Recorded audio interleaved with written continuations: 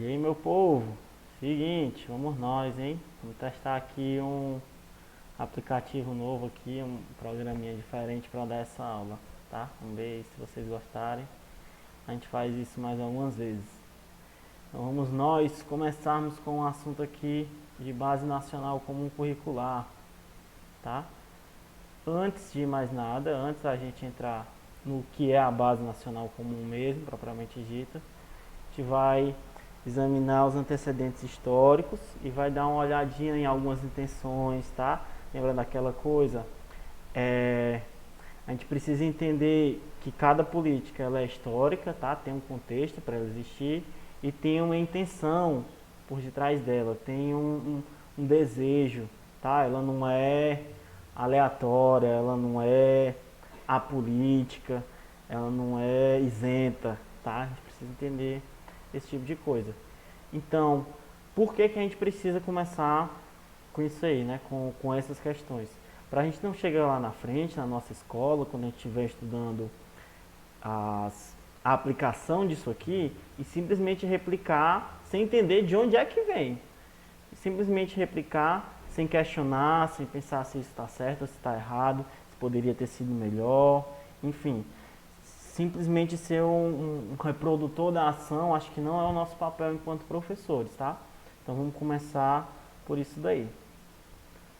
Bom, como a gente vem falando, todo currículo ele é recheado de uma série de coisas que não são simplesmente conteúdos, tá?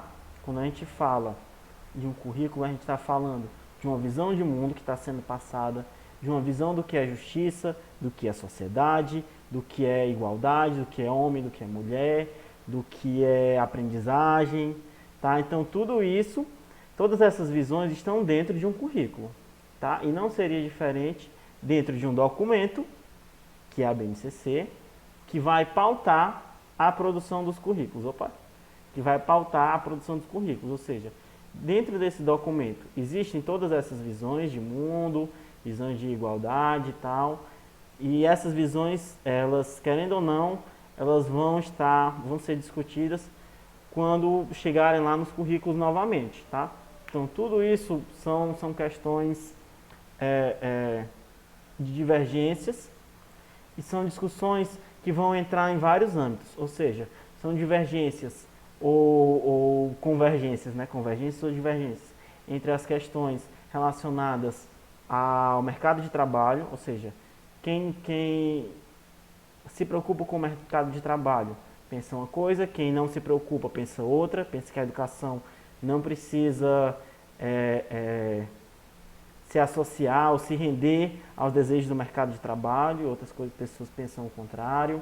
O próprio mercado de trabalho ele vai tentar influenciar na criação desse currículo e aqui mais especificamente na criação da BNCC, então empresas vão ter um papel importante dentro dessa criação.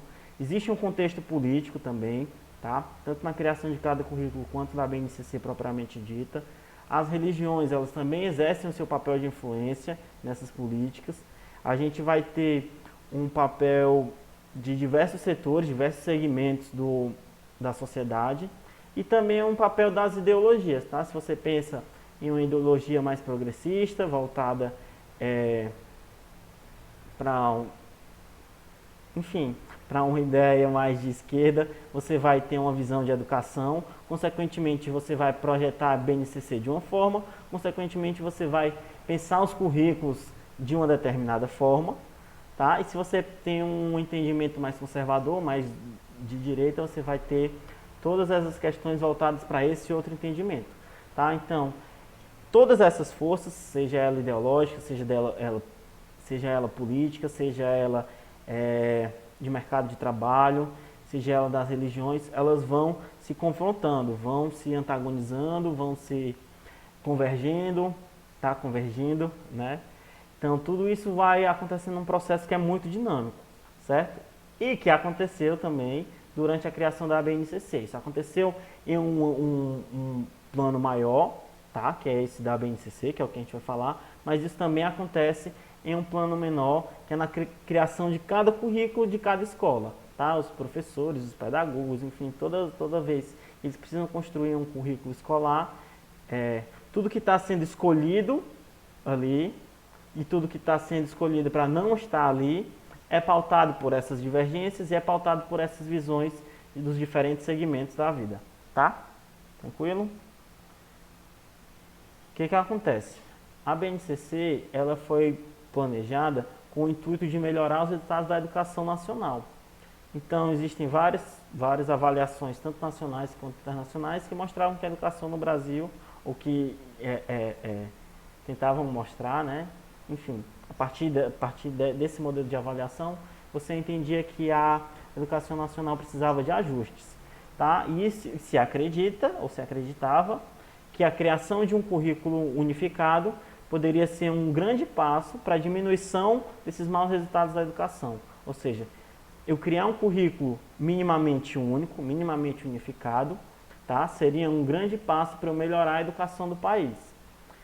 O problema é que isso, várias tentativas houveram para essa criação, mas isso é uma dificuldade muito grande. Por quê? Porque o Brasil ele é muito extenso. Então, cada local tem uma história dos seus próprios currículos, dos seus próprios conteúdos, daquilo que considera importante, que é diferente dos outros.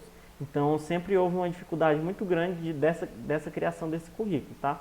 Tanto é que a gente vai ver que desde a Constituição de 88 se prevê que hajam conteúdos mínimos a serem discutidos no âmbito escolar, tá? No âmbito da educação básica. O que a Constituição prevê foi novamente previsto lá na Lei de Diretrizes e Bases e foi novamente previsto no Plano Nacional de Educação, que acontece em 2014, e aqui sim a gente finalmente tem como é que eu posso dizer? Aqui sim a gente tem uma execução mais propriamente dita do que seriam esse currículo mínimo, né? Não é o currículo mínimo, mas na verdade que seria esse conteúdo de uns mínimos, que seria essa base nacional comum mínima, tá? E aqui sim você tem um gancho para a criação, para a concretização dessa ideia que já vinha lá na LDB e já vinha lá na Constituição, tá? Esses documentos eles já previam isso, mas só agora com o Plano Nacional de Educação realmente isso se colocou em prática.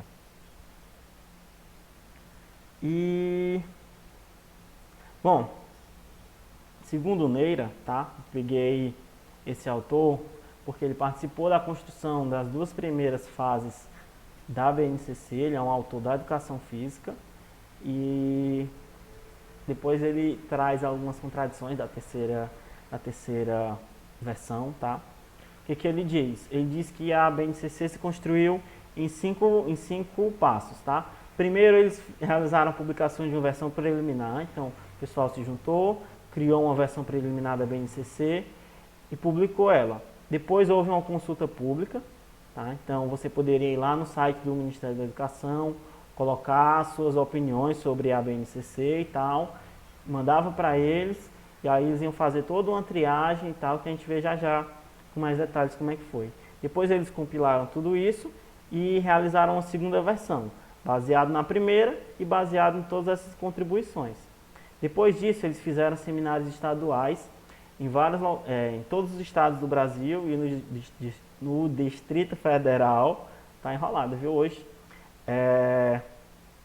para discutir essa segunda versão e, por fim, eles iam reunir o que veio de contribuição desses seminários para entregar a versão final para o Ministério da Educação. Tá? Então vamos dar uma paradinha aqui, a gente já viu muita coisa. No próximo vídeo a gente dá uma continuidade a partir daqui, falando da versão preliminar e como é que foi esse processo até a chegada da segunda versão e o acontecimento dos seminários.